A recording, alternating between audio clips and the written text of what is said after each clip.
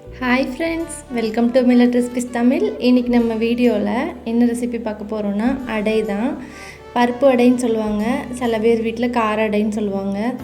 இந்த ரெசிபி வந்து நல்லா அடை முழுசுமே எப்படி வந்து நல்லா மொறுன்னு வர்றதுக்கு என்ன டிப்ஸ்லாம் ஃபாலோ பண்ணணும் அப்படின்ட்டு உங்கள் கூட நான் ஷேர் பண்ணியிருக்கேன் இந்த வீடியோவில். வீடியோ ஃபுல்லாக பார்க்கும்போது உங்களுக்கு முழுமையாக புரியும். பிகினர்ஸாக இருந்தீங்கன்னா நல்லாவே புரியும். ஃபுல் டீட்டெயிலாக சொல்லியிருக்கேன். கடலைப்பருப்பு 1/4 கப், துவரம்பருப்பு 1/4 கப், சிறுபருப்பு 1/4 கப் எடுத்துக்கோங்க. இட்லி அரிசி 1/2 கப் எடுத்துக்கோங்க.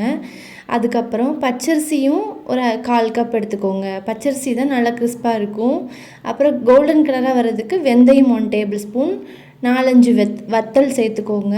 சேர்த்துட்டு 3 டைம் வாஷ் பண்ணி நல்ல தண்ணியில் ஊற வச்சுக்கோங்க. ஏன்னா இந்த தண்ணி ஊற்றி தான் நம்ம அரைக்க போகிறோம். நீங்கள் நார்மல் வாட்டரில் வாஷ் பண்ணிவிட்டு நீங்கள் எப்போவும் யூஸ் பண்ணுற தண்ணி இருக்கும்ல சமையலுக்கு, அந்த தண்ணியை வச்சு நீங்கள் ஊற வச்சு எடுக்கும்போது இந்த தண்ணியில் ஊறி வர தண்ணியை வச்சு நம்ம யூஸ் பண்ணும்போது நல்லா முழுமையான சத்துக்கள் கிடைக்கும். ஒரு 2-3 மணி நேரம் வரைக்கும் நல்லா ஊற வச்சு எடுத்துக்கணும். எடுத்துகிட்டு இன்றைக்கி நம்ம மிக்ஸி ஜார்லேயே தான் அரைக்க போகிறோம். ஃபஸ்ட்டு பாதி பருப்பு மட்டும் சேர்த்து அரைச்சி எடுத்துக்கோங்க. ஒரு பல்ஸ் விட்டதுக்கப்புறமா மிச்சம் இருக்கிற பருப்பு தண்ணியெல்லாம் ஆட் பண்ணி நல்லா இது போல் மையாக அரைச்சி எடுத்துகிட்டு வந்துடுங்க. எடுத்ததுக்கப்புறமா இன்றைக்கி 1/4 டேபிள் ஸ்பூன் மஞ்சள்தூள் ஆட் பண்ணிக்கோங்க. இன்றைக்கி நான் தாளிச்சதுக்கு முருங்கைக்கீரை எனக்கு கிடைக்கல, அதனால் நான் சேர்த்துக்கலை. வெறும் கடுகு, வெங்காயம், கருவேப்பிலை சேர்த்துட்டு நல்லா தாளிசம் பண்ணி எடுத்திருக்கேன். மாவு வந்து நல்லா தண்ணியாக இருக்கணும். ரவா தோசைக்கெலாம் நம்ம தண்ணியாக கரைச்செடுப்போம்ல, அந்த அளவுக்கு தண்ணியாக கரைச்சிட்டு ஊற்றும் பொழுது உங்களுக்கு நல்ல மொறுன்னு வரும். First tip. செகண்ட் டிப் என்ன பார்த்திங்கன்னா, மாவு வந்து நான் அரைச்ச உடனே உங்களுக்கு ஊற்றி காட்டியிருக்கேன் பாருங்கள். கொஞ்சம் உங்களுக்கு ஹார்டாக இருக்கிற மாதிரி ஃபீல் ஆகும் தோசை. ஆனால் இது தோசை ஃபுல்லாக நல்லா கிறிஸ்பாக நல்லா ஷைனிங்காக வர்றதுக்கு டிப்ஸ் என்னென்னு பார்த்தீங்கன்னு சொன்னால், மாவை அரைச்சி வச்சு ஒரு 3 மணி நேரம் போல் மாவை புளிக்க விட்டுட்டு நான் இப்போ ஊற்றிருக்கேன். இந்த தோசையை பாருங்கள், நல்லா தோசை ஃபுல்லாகவே கிறிஸ்பாக இருக்கும்.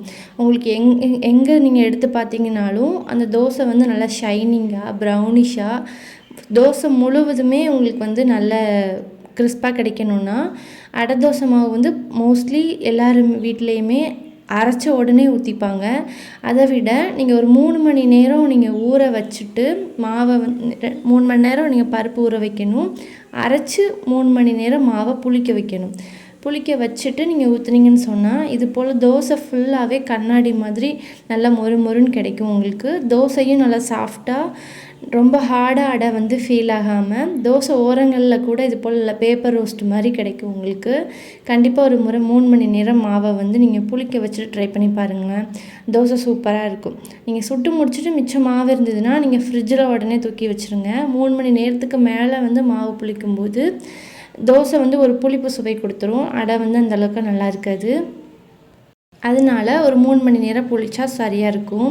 எங்கள் ஊரில் திருநெல்வேலியிலலாம் நாங்கள் தேங்காய் சட்னி வந்து வச்சு சாப்பிட மாட்டோம். அவியல் அப்படி இல்லைன்னா இது போல் சுகர் வச்சுட்டு தான் நாங்கள் சர்வ் பண்ணுவோம் அடைக்கு. நீங்கள் உங்கள் ஊரில் என்ன சைடிஷ்லாம் அடைக்கு வந்து நீங்கள் ப்ரிஃபர் பண்ணுவீங்கன்னு சொல்லுங்கள். நானும் ஒரு முறை செஞ்சு பார்த்துட்டு உங்களுக்கு எப்படி இருந்துச்சுன்னு சொல்கிறேன்.